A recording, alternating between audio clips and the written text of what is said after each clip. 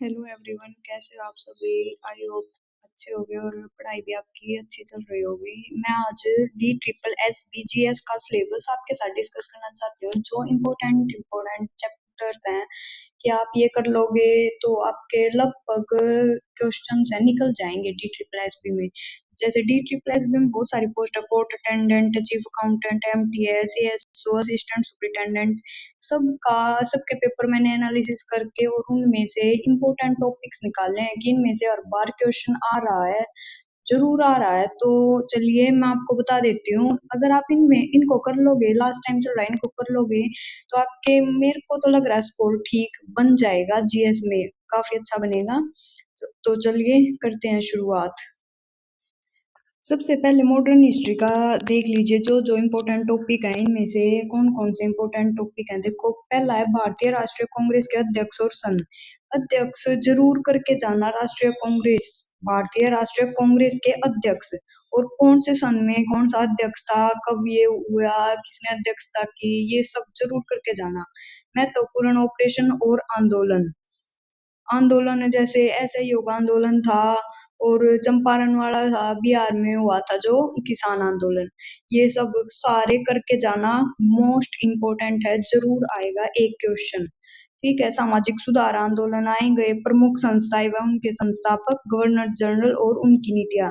Governor general का याद करके जाना भाई, कौन सा गवर्नर जनरल उस टाइम पे था, उसके टाइम में कौन सा काम हुआ, क्या सब था। ठीक है। और कौन सी उन्होंने नीतियां बनाई। मैंने ना इन्हीं टॉपिक से रिलेटेड उसमें से क्वेश्चन निकाल लिए हैं पेपर में से कि कौन सा क्वेश्चन है। तो मैं आपको दिखा रही हूँ कि किस टाइप के क्वेश्चन आते हैं। चलिए हम मॉडर्न हिस्ट्री के क्वेश्चन फर्स्ट पर चलते हैं, किस तरह के क्वेश्चन आते हैं। देखो, तो इस क्वेश्चन को पढ़ो। 1885 में भारतीय राष्ट्रीय कांग्रेस के पहले सत्र की अध्यक्षता किसने की। देखो, ये DSSS भी चीफ अकाउंटेंट में आया हुआ है, 2026 में ही पेपर हुआ था, अभी मई में हुआ था पेपर, अप्रैल मई में हुआ है पेपर और तब आया है। ठीक है। तो इसका देखो ऑप्शन क्या क्या है। सुचेता कृपलानी, WC बनर्जी, सुरेंद्रनाथ बनर्जी, दादा भाई नौरोजी। तो आप बता सकते हो कौन, किसने पहले सत्र की अध्यक्षता की थी। तो WC बनर्जी ने की थी। किसने? WC बनर्जी ने। देखो, मैंने टॉपिक में लिखवा हुआ है कि भारतीय राष्ट्रीय कांग्रेस के सन और उनके अध्यक्ष जरूर याद करके जाना, आएगा एक पेपर, एक क्वेश्चन आएगा जरूर किसी न किसी पेपर में, हर सेट में इनमें से पेपर आएगा। चलिए दूसरा क्वेश्चन करते हैं। देखिए, दूसरा क्वेश्चन है, निम्नलिखित में से किस ऑपरेशन के कारण हैदराबाद रियासत का भारतीय संघ में विलय हुआ। इसने पूछा है किस ऑपरेशन के कारण। मैंने बताया ना, ऑपरेशन वाले भी जरूर याद करके जाना। हैदराबाद रियासत का भारतीय संघ में विलय हुआ, तो क्या आप बता सकते हैं कौन से ऑपरेशन के कारण हुआ है। अगर अगर आपको पता हो तो कमेंट में बता दो पहले ही, और नहीं पता हो तो मैं बता देती हूँ, ऑपरेशन पोलो। इसके कारण हैदराबाद रियासत है जो भारतीय संघ में मिला दी गई थी। ये और बताना कि जो ऑपरेशन पोलो है उसमें मतलब सबसे ज्यादा योगदान किसका था, किसने भारत का एकीकरण में सबसे ज्यादा योगदान दिया, ये कमेंट करके बताना आप। चलो अगला क्वेश्चन देखो भाई, ये है 1929 में भगत सिंह और बटुकेश्वर दत्त ने सेंट्रल लेजिस्लेटिव असेंबली, केंद्रीय विधानसभा में पब्लिक सेफ्टी बिल और ट्रेड डिस्प्यूट्स बिल का विरोध कैसे किया था। आपको अगर याद नहीं हो तो याद दिला दूं, उन्होंने क्या किया था, एक बम फेंक दिया था, और वो बम कैसा था, जो किसी को नुकसान नहीं पहुंचा सकता। तो इसका सही आंसर क्या होगा, सेंट्रल लेजिस्लेटिव असेंबली में गैर घातक यानी कम नुकसान पहुंचाने वाले बम फेंककर और पर्चे बांटकर इन्होंने ऐसे विरोध किया था। तो चलिए अगला क्वेश्चन करते हैं। देखो भाई, क्वेश्चन तो इतने ही निकाले थे मैंने कि अगर ज्यादा करती तो ज्यादा लंबी वीडियो हो जाती है। अब आपको आइडिया हो गया होगा कैसे कैसे क्वेश्चन आते हैं, और टॉपिक्स भी मैंने बता दिए थे, उन्हीं टॉपिक्स में से आ रहे हैं। अब इसके, ये मैंने ऊपर लिखना, मैंने नीचे लिख दिया था।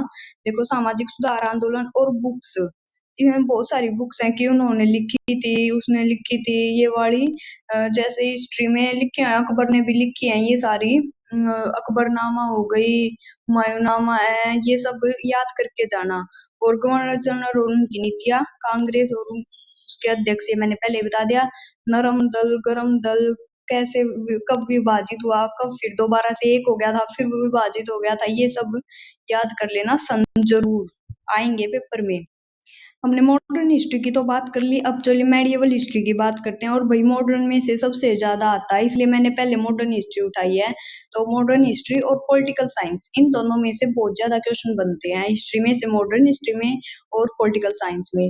तो इनको और ज्यादा से रीड करके जाना। बाकी मैं सारे टॉपिक्स बता देती हूँ, कुछ ही ज्यादा नहीं है, कुछ ही टॉपिक्स आप कवर कर सकते हो और बहुत अच्छे नंबर ले सकते हो अगर आपने अच्छे से कवर कर लिया तो।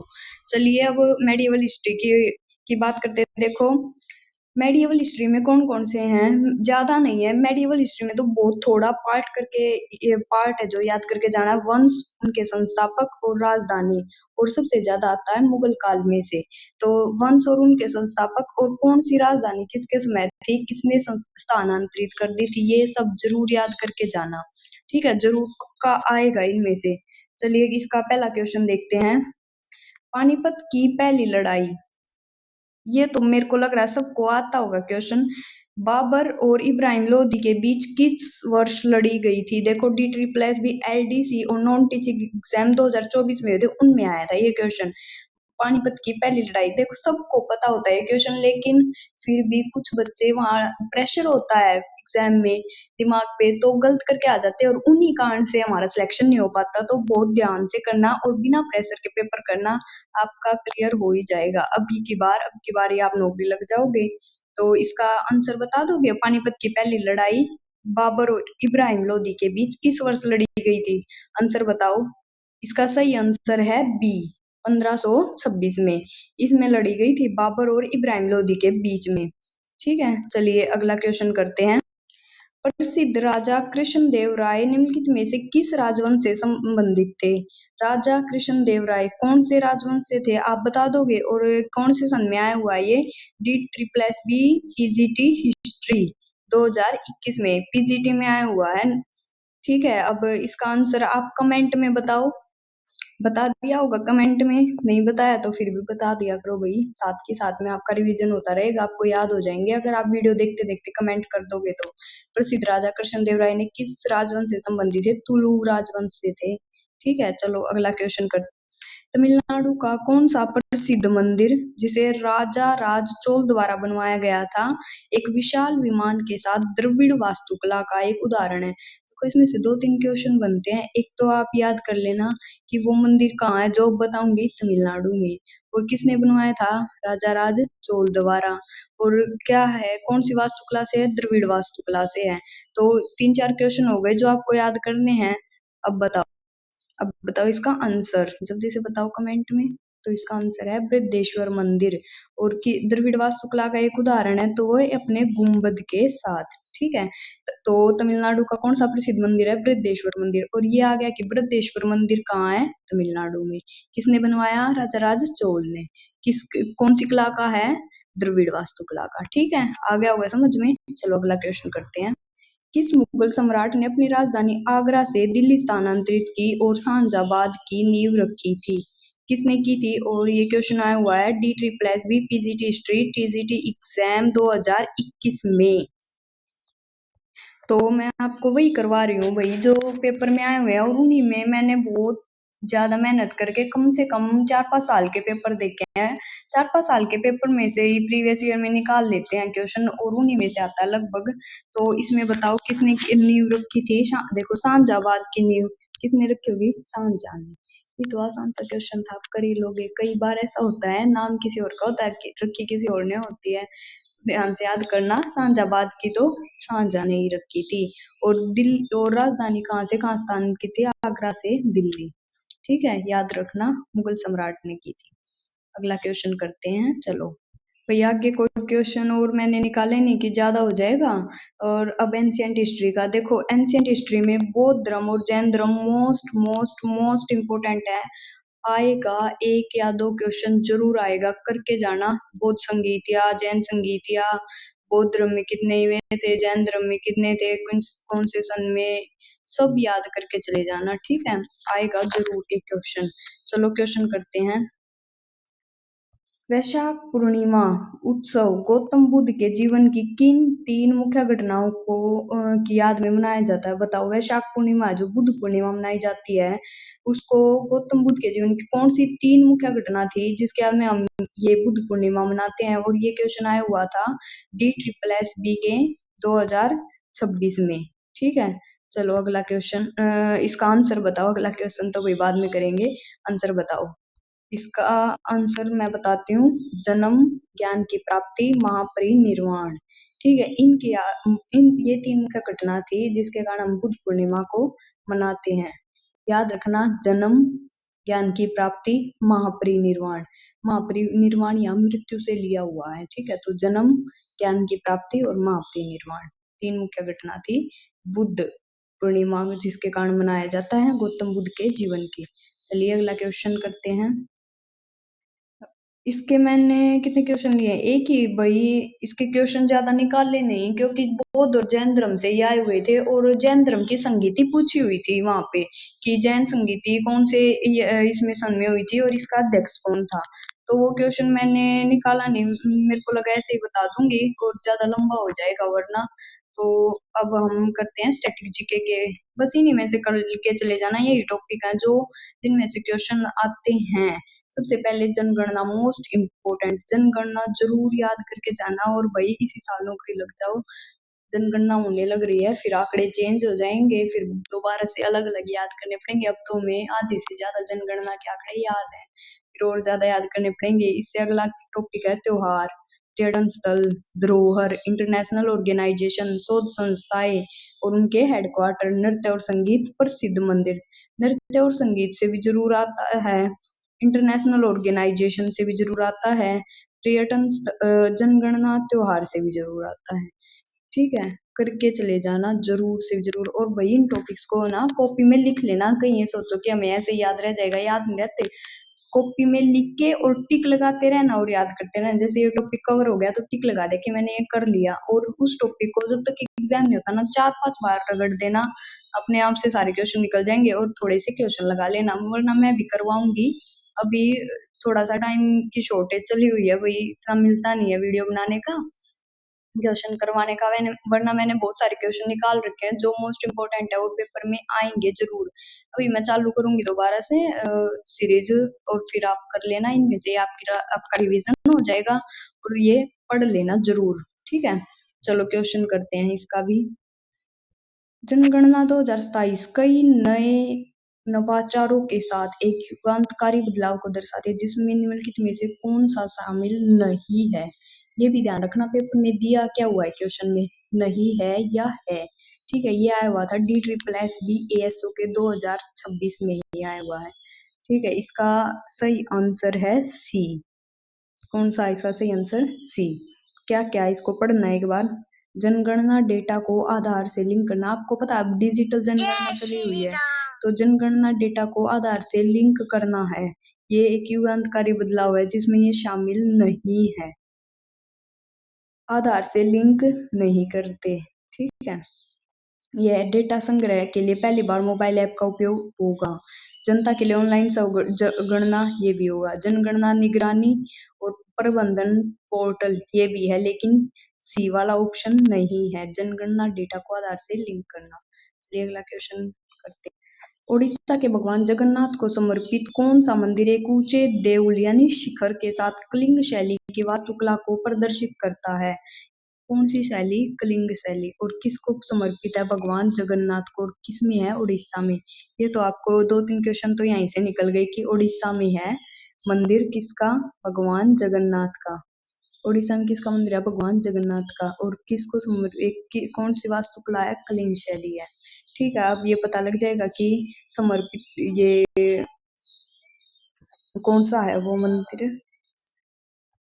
मंदिर है जगन्नाथ मंदिर अपने शिखर के साथ, जगन्नाथ का ही मंदिर है, जगन्नाथ मंदिर को ही समर्पित है। ठीक है, चलिए अगला क्वेश्चन करते। देखो भाई अगला क्वेश्चन, विनोद गंगाधर लेले एक प्रसिद्ध डैश वादक हैं। यह है D triple S B ASO 2026 में आया हुआ है। देख लो, अगर आपको ये लगता हो कि मैं तो झूठे कंटेंट में दे रही हूँ, ये कर रही हूँ, अपने पास से क्वेश्चन दे रही हूँ, नहीं भाई मैंने निकाल लिए हैं क्वेश्चन, बहुत सारे क्वेश्चन पेपर प्रीवियस ईयर वाले देख के उनमें से क्वेश्चन निकाल के तब करवा रही हूँ। और अगर आपको यकीन नहीं होता तो देख भी लेना, कोई पेपर मिल जाए, मिल ही गए होंगे वैसे तो। ये दीपक शर्मा मैथ्स का जो चैनल है टेलीग्राम पे, उसमें सर डाल भी देते हैं। तो इसमें देखो कौन कौन किसके वादक हैं ये, तो ये तबला वादक हैं। कौन? विनोद गंगाधर लेले। चलो अगला क्वेश्चन करते हैं। देखिए अगला क्वेश्चन है, भारत में अंतरराष्ट्रीय श्रमिक दिवस किस तिथि को मनाया जाता है? अंतरराष्ट्रीय श्रमिक दिवस भारत में तो किस तिथि को मनाया जाता है? 1 मई को। ये तो याद रखना पड़ेगा, महत्वपूर्ण दिवस आते हैं, ये क्वेश्चन तो हर पेपर में आता है भाई। डी ट्रिपल एस बी की बात नहीं है, SSC के भी सभी एग्जाम्स में आता है, HSSC के भी सभी एग्जाम्स में आता है। दिवस के ऊपर एक क्वेश्चन जरूर आता है, तो इसका सही आंसर है 1 मई, डी। चलो अगला क्वेश्चन करते हैं। देखो भाई अगला क्वेश्चन, निम्नलिखित में से किस देश ने भौतिकी यानी फिजिक्स, केमिस्ट्री, मेडिसिन यानी चिकित्सा और रसायन विज्ञान के लिए 2025 में नोबेल पुरस्कार समारोह की मेजबानी की? तो कौन से देश ने की थी? स्वीडन ने। ठीक है, चलिए अगला क्वेश्चन करते हैं। और क्वेश्चन नहीं है भाई, मैंने इतने ही निकाले थे करंट अफेयर में से, और ये इंपॉर्टेंट टॉपिक मैंने आपको ऊपर ही बता दिए हैं, लिख लेना कॉपी में जरूर, वरना भूल जाओगे। अब अगले सब्जेक्ट ज्योग्राफी की बात करते हैं। ज्योग्राफी में कौन कौन से टॉपिक इंपॉर्टेंट है? नदी, हिमालय, प्रायद्वीपीय पठार, मानसून, बायोस्फीयर रिजर्व, झील, राष्ट्रीय उद्यान, जनजाति, मरुस्थल, ये सारे topics most most most important है, और किसी न किसी इसमें से एक क्वेश्चन भीड़ ही जाता है। ठीक है, लग ही जाता है, तो याद कर लेना इनको जरूर। चलो अब क्वेश्चन कर लेते हैं इसके ज्योग्राफी के। ये देखिए क्वेश्चन, एक नदी और उसकी सहायक नदियों द्वारा अपवाहित क्षेत्र को क्या कहा जाता है? एक नदी और उसकी सहायक नदियां द्वारा अपवाहित क्षेत्र को क्या कहते हैं? अपवाद्रोणी या नदी थाला। जब ये सारी इकट्ठी हो जाती है उसको बोलते हैं अपवाद्रोणी या नदी थाला। चलिए अगला क्वेश्चन करते हैं। सुंदरवन भारत के किस पारिस्थितिक तंत्र को निरूपित करता है और किस उल्लेखनीय वन्यजीव प्रजाति के लिए प्रसिद्ध है? यह आया हुआ D triple S B ASO 2026 में। सुंदरवन के बारे में है। सुंदरवन डेल्टा कौन बनाती है? गंगा नदी के ऊपर बनता है। भारत के किस परिस्थितिक तंत्र को निरूपित करता है? तो किसको करता है?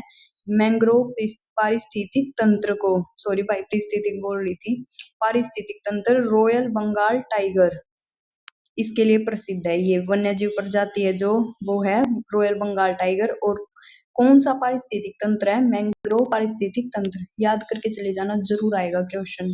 चलो अगला करते हैं। नर्मदा नदी मध्य भारत के किन दो पर्वत श्रृंखलाओं के बीच बहती है? बताओ। नर्मदा नदी बहती है सतपुड़ा और विंध्याचल। ठीक है, इन दोनों पर्वत श्रृंखलाओं के बीच बहती है। चलो अगला क्वेश्चन करते हैं। दो स्थानों के बीच तेज हवाएं चलने की सबसे अधिक संभावना किस स्थिति में होती है? दो स्थानों के बीच सबसे तेज हवाएं कब चलती हैं? कम दूरी पर एक बड़ा वायुदाब अंतर, एक जगह वायुदाब कम हो जाए, एक जगह ज्यादा हो जाए, तो जिस साइड कम होगा ना वहां तेज हवाएं ज्यादा चलती हैं वहां पे, क्योंकि जहाँ पे लो टेम्परेचर होता है वहीं पे आ जाता है क्या? हवाई उसी साइड मुड़ जाती है। ठीक है, तो कम दूरी पर एक बड़ा वायुदाब अंतर इसका सही आंसर है। चलिए अगला क्वेश्चन करते हैं। दक्कन पठार की पश्चिमी सीमा को कौन सी पहाड़ियां चिन्हित करती हैं? दक्कन पठार दक्षिण भारत की पश्चिमी सीमा को कौन सी पहाड़ियां चिन्हित करते हैं? यह हुआ D triple S B court attendant में। तो कौन सी पहाड़ियां करती हैं? पश्चिमी घाट करता है। ठीक है, चलो अगला क्वेश्चन करते हैं। कौन सा पठार जो मुख्य रूप से झारखंड में स्थित है समृद्ध खनिज संसाधनों के लिए जाना जाता है? देखो झारखंड में स्थित है, इससे ही समझ गए होगे कि आप छोटा नागपुर का पठार समृद्ध खनिज संसाधन है यहाँ पे, बहुत मतलब पूरा भरपूर मात्रा में है और झारखंड में स्थित है। किस पेपर में आया हुआ था? D triple S B assistant security officer 2026 में ही पेपर हुआ था ये, अभी अप्रैल मई में तब आया था। याद करके चले जाना, आएगा पेपर में। इसका सारा टॉपिक याद कर लेना, क्वेश्चन याद करने नहीं होते। जब क्वेश्चन गलत हो जाए ना हमारा, एक टॉपिक से कोई भी क्वेश्चन है अगर हमारा गलत हो गया तो पूरा टॉपिक रिवाइज कर लिया करो उसी दिन, ताकि तुम्हारी पकड़ ज्यादा अच्छी बन जाए। ठीक है, चलो अगला क्वेश्चन करते हैं। निम्नलिखित में से कौन निम्नलिखित में से कौन सी हिमालय की सबसे बाहरी श्रेणी है? मोस्ट आउटर मोस्ट रेंज बतानी है हिमालय की, तो कौन सी है? शिवालिक है सबसे नीचे। ठीक है, ये इसका सही आंसर है भाई। हिमालय का सारा याद करके जाना, हिमालय का हर पेपर में क्वेश्चन आता है, हिमालय के ऊपर याद करके चले जाना। ठीक है, चलो अगला क्वेश्चन करते हैं। आगे क्वेश्चन ही नहीं है, मैं तो भूल ही गई थी। अब अगला सब्जेक्ट करते हैं। अगला सब्जेक्ट है इकोनॉमिक्स। कौन सा है? इकोनॉमिक्स। इसके इंपॉर्टेंट टॉपिक्स है जीडीपी, राष्ट्रीय आय, गरीबी, बेरोजगारी, क्षेत्र। क्षेत्र टॉपिक समझे कौन सा बोल रही हूँ मैं? जैसे जैसे कृषि है जो वो कौन से क्षेत्र में आती है, और उद्योग कौन से क्षेत्र में आते हैं, ये वाला बोल रही हूँ। पर प्राथमिक क्षेत्र में आते हैं, द्वितीय में, तृतीयक में, इसमें। ठीक है, पंचवर्षीय योजना ये तो आपको पता होगा, पंचवर्षीय योजनाएं तो हर पेपर में आती हैं। और ग्राफ्स बैंकिंग का हो गया, ग्राफ्स अलग है, बैंकिंग अलग है, इसमें से क्वेश्चन भिड़ते हैं। बैंकिंग में से और क्षेत्र में से, पंचवर्षीय योजनाओं में जरूर आता है इनमें से। तो चलो क्वेश्चन देख लेते हैं, आपको पता भी लग जाएगा कि मैं झूठ बोल रही हूँ या सच बोल रही हूँ। ये कब आया हुआ है? D triple S B assistant security officer 2026 में आया हुआ है ये पेपर। ये क्वेश्चन देखो।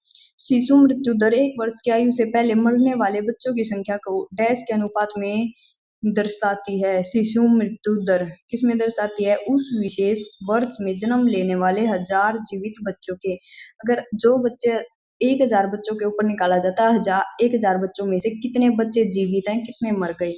ठीक है, अगर ज्यादा हो गया तो शिशु मृत्यु दर दिखाते हैं, कम हो तो जन्म दर दिखा देते हैं। ठीक है, चलो अगला क्वेश्चन करते हैं। अगला क्वेश्चन है वही, निम्नलिखित में से कौन सा क्षेत्र श्रम का आपूर्ति करता है?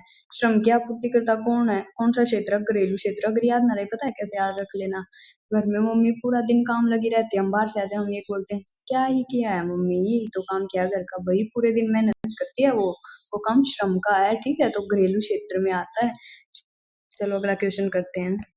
देखो अगला क्वेश्चन है, निम्नलिखित में से कौन सी मर्चेंट बैंकिंग की विशेषता नहीं है? मर्चेंट बैंकिंग की विशेषता नहीं है बताना है नहीं, नहीं है। कब आया हुआ है? D triple S B M T S 2026 में। और भाई देखो, ये नहीं है जरूर याद रख लेना। मेरे जब मैंने स्टार्टिंग में तैयारी करनी शुरू की थी ना, और एग्जाम दिए थे, तब मेरे इनके कारण 2-3 बार गलत हो गए थे क्वेश्चन। इसीलिए बता रही हूँ, मेरे को ध्यान रहता है कि नहीं है जरूर देखना है, नहीं है या है। तो इसका सही आंसर है उपभोक्ताओं को अल्पकालिक ऋण देना।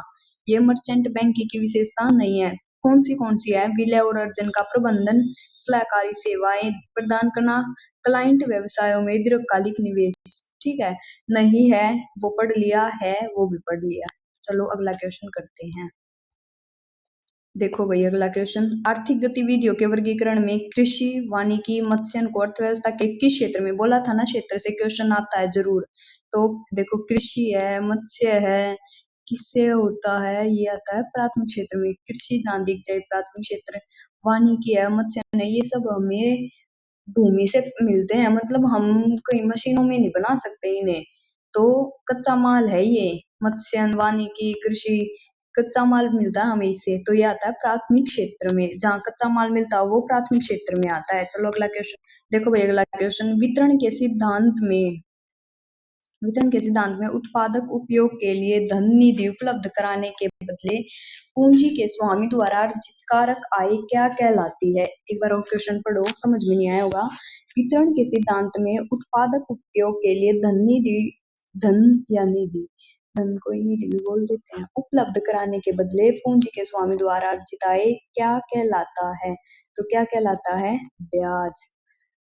ठीक है, धन उपलब्ध, हम किसी से पैसा लें और बदले में जब हम पूंजी दें, तो पूंजी का जो स्वामी है वो जो लेगा, पैसे के ऊपर जो लेगा ना, उसको हम ब्याज बोलते हैं। तो सबको पता है भाई। ठीक है, जिसका ज्यादा अच्छा मतलब स्टैंडर्ड नहीं है, या हमारे जैसे ही है, मिडिल क्लास फैमिली से हैं, उनके परिवार वालों को कई बार बच्चे पढ़ाने के लिए ब्याज पर पैसा उठा के तब पढ़ाने पड़ते हैं। तो भाई पढ़ लिया करो, ताकि तुम्हारे माँ बाप के पैसे खराब ना जाएं। ठीक है, चलो अगला क्वेश्चन करते हैं। देखो भाई अगला क्वेश्चन है, निम्नलिखित में से कौन सा वित्तीय संस्थान आमतौर पर बचतकर्ताओं से धन जुटाकर और उन्हें व्यक्ति और व्यवसाय को उधार देकर बचतकर्ता और उधारकर्ता के बीच एक मध्यस्थ के रूप में कार्य करता है? बताओ भाई कौन करता है? कि वित्तीय संस्था आमतौर पर बचतकर्ताओं से तो धन जुटा लेंगे और व्यक्ति और व्यवसाय को उधार दे देंगे, बचतकर्ता और उधारकर्ता के बीच एक मध्यस्थ के रूप में कार्य करे, ऐसा कौन सा बैंक है बताओ? वाणिज्यिक बैंक है। समझ गए होगे। चलो अगला क्वेश्चन करते हैं। अगला क्वेश्चन ही नहीं है आगे तो अब हम कौन से टॉपिक देखेंगे? बायोलॉजी, केमिस्ट्री और फिजिक्स। मैंने तीनों के एक ही में डाल दिया क्योंकि केमिस्ट्री और फिजिक्स से ज्यादा क्वेश्चन आते नहीं है। फिजिक्स से तो बिल्कुल भी मेरे को दिखे नहीं, एक ही क्वेश्चन दिखा था मेरे को, लेकिन एक एक क्वेश्चन इंपॉर्टेंट है इसलिए मैंने तीनों लिख लिए। बायोलॉजी से ज्यादा आ रहे हैं तो तीनों सब्जेक्ट के कर लेना। देखो जो जो जो क्वेश्चन आए हुए थे एक दो मैंने उनके ही टॉपिक निकाल लिए हैं, ठीक है। देखो कौन से टॉपिक हैं। Digestive system, circulatory system, cell, DNA RNA, disease, flower part, plant tissue, global warming, baking और इसके बाद ये देखो बेकिंग सोडा और ब्लीचिंग पाउडर, ये किसके हैं? केमिस्ट्री के हैं। और एसआई यूनिट याद करनी है जो, वे किसके हैं? फिजिक्स की हैं, ठीक है। और खोज भी याद कर लेना भाई, डीएनए की किसने की, विटामिन की किसने की, न्यूक्लियर की किसने की, समझे?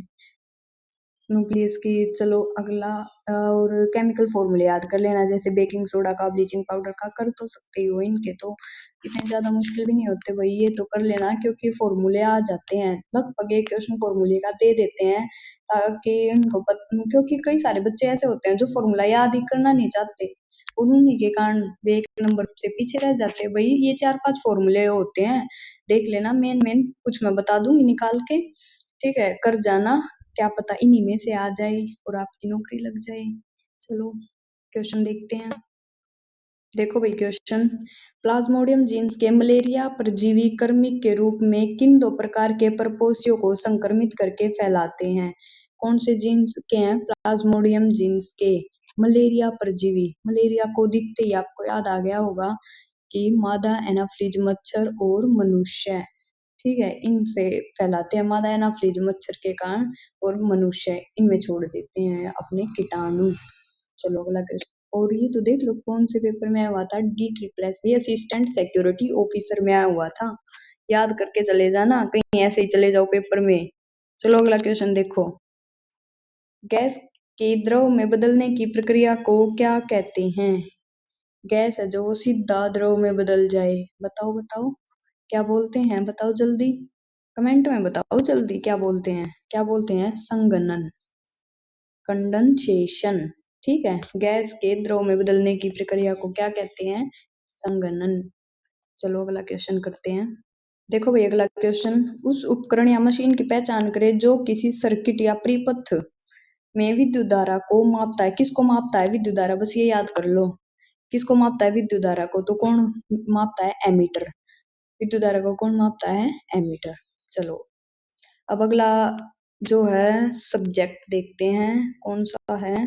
Political science. Most most most important है ये सब्जेक्ट, जरूर करके जाना। देखो इनमें से इंपॉर्टेंट टॉपिक कौन कौन से हैं, आर्टिकल वही सारे याद करके चले जाना, और कुछ तो आसान होते हैं, जैसे पीएमवी का हो गया, राष्ट्रपति का हो गया, उपराष्ट्रपति का हो गया, सीजीआई का हो गया, चीफ जस्टिस ऑफ इंडिया, और कितने जजेस हैं, ये 1+33 है ना अब। सिटीजनशिप, नागरिकता, लैंग्वेज मतलब भाषा का, ये आर्टिकल याद कर जाना सारे के सारे। और एक्ट भी आते हैं पहले, मतलब बाय जो पॉलिटिकल साइंस है उसका जो फर्स्ट चैप्टर होता है ना हर बुक में लगभग सब में, वो एक्ट वाला ही होता है, कौन से एक्ट में क्या था, ठीक है, याद कर जाना। शेड्यूल, शेड्यूल को बोलते हैं अनुसूचियां।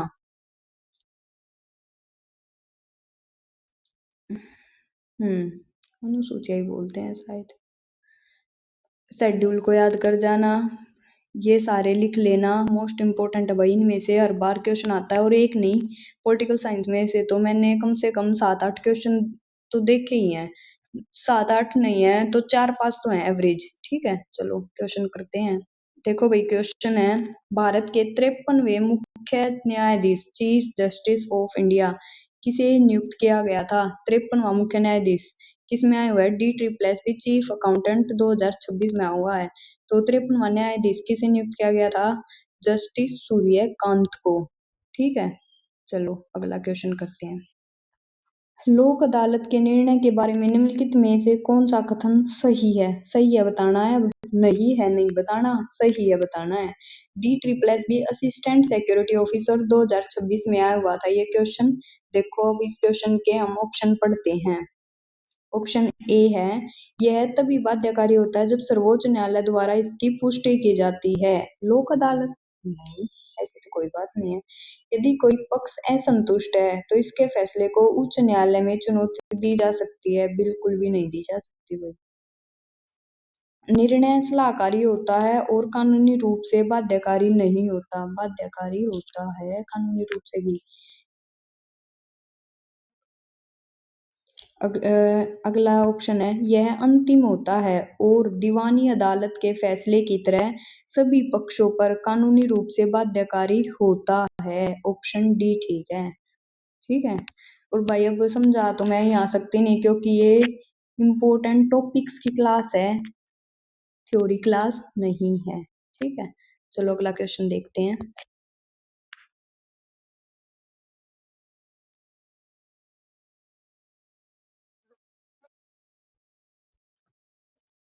देखो भाई क्वेश्चन, भारतीय संविधान के किस भाग में नागरिकों को गारंटीकृत 6 मौलिक अधिकार निहित है? D triple S B M T S 2026 में है। इसका आपको ऑप्शन में बताना है कौन से में है मौलिक अधिकार, कौन से भाग में है जरूर बताना है, क्योंकि ये तो हम स्टार्टिंग में पढ़ते हैं तभी पता लग जाता है, तभी ये स्टार्टिंग के ही टॉपिक हैं पॉलिटिकल साइंस के। जरूर बताओ कमेंट में। और मौलिक अधिकार 6, पहले कितने थे? 7, अब कितने रह गए हैं? 6। ये भी क्वेश्चन कई बार आसान सा क्वेश्चन है, पूछ लेते हैं। कौन से भाग में है? भाग 3 में है। ठीक है, चलो अगला क्वेश्चन करते हैं। अंग्रेजों द्वारा वर्नाकुलर प्रेस एक्ट 1878 क्यों लागू किया गया था? देखो कौन से में है? D triple S B chief accountant 2026 में हुआ था, उसमें आया हुआ था। मैंने बोला था ना एक्ट वाला क्लिक करके जाना। अंग्रेजों द्वारा वर्नाकुलर प्रेस एक्ट 1878 क्यों लागू किया गया था? तो बताओगे भाई क्यों लागू किया गया था? जल्दी बताओ कमेंट में, ऑप्शन बता दो कि ये ऑप्शन है। चलो अब हम ऑप्शन पढ़ते हैं। स्थानीय प्रकाशकों को वित्तीय सहायता प्रदान करने के लिए, ऐसी तो कोई बात नहीं है। भारतीय भाषाओं से समाचार पत्रों को बढ़ावा देने के लिए, आपको लगता है उन्होंने ऐसा सोचा होगा? बिल्कुल भी नहीं। ब्रिटिश कानूनों का भारतीय भाषाओं में अनुवाद करने के लिए, जी नहीं। भारतीय भाषाओं के समाचार पत्रों में ब्रिटिश नीतियों की आलोचना को दबाने के लिए, बिल्कुल सही, यही ऑप्शन है सही। भारतीय भाषाओं के समाचार पत्र है जो उनमें ब्रिटिश नीतियों की आलोचना की जाती है, उनको दबाने के लिए उन्होंने वर्नाकुलर प्रेस एक्ट लेके आए थे 1878 में। ठीक है, अगला क्वेश्चन करते हैं। चलो क्वेश्चन मैंने नहीं निकाले, ज्यादा हो जाते फिर, बहुत ज्यादा क्वेश्चन आते हैं, बहुत ज्यादा नागरिकता के ऊपर आते हैं, बहुत ज्यादा इस आर्टिकल में नागरिकता में क्या बोला गया है, तो करके चले जाना सारे। ठीक है, अनुच्छेद भी, अनुसूचियां भी, और राष्ट्रपति, प्रधानमंत्री, राज्यपाल, सब कुछ करके चले जाना पॉलिटिकल साइंस में। मैंने इम्पोर्टेंट टॉपिक बता दिए हैं। अब करंट अफेयर की बात करते हैं। करंट अफेयर में क्या क्या आता है? करंट अफेयर में सबसे ज्यादा पुरस्कार और खेलों के बारे में पूछा जाता है। पुरस्कार जैसे नोबेल पुरस्कार किसको मिला, ये वाले क्वेश्चन सबसे ज्यादा आते हैं। और खेलों का तो आपको पता है, खेलों में तो हर बार ही कम से कम ज्यादा से ज्यादा क्वेश्चन आते ही रहते हैं। ठीक है, तो भाई इतना ही था। टॉपिक्स को उतार लेना कॉपी में, ध्यान से पढ़ जाना, ध्यान से पढ़ लेना। अभी 4-5 बार रिवाइज कर लो, आपका पेपर 101% जीएस आपकी हो जाएगी इन्हीं से। ठीक है, तो धन्यवाद एंड बाय बाय, फिर मिलते हैं अगली क्लास में। ओके।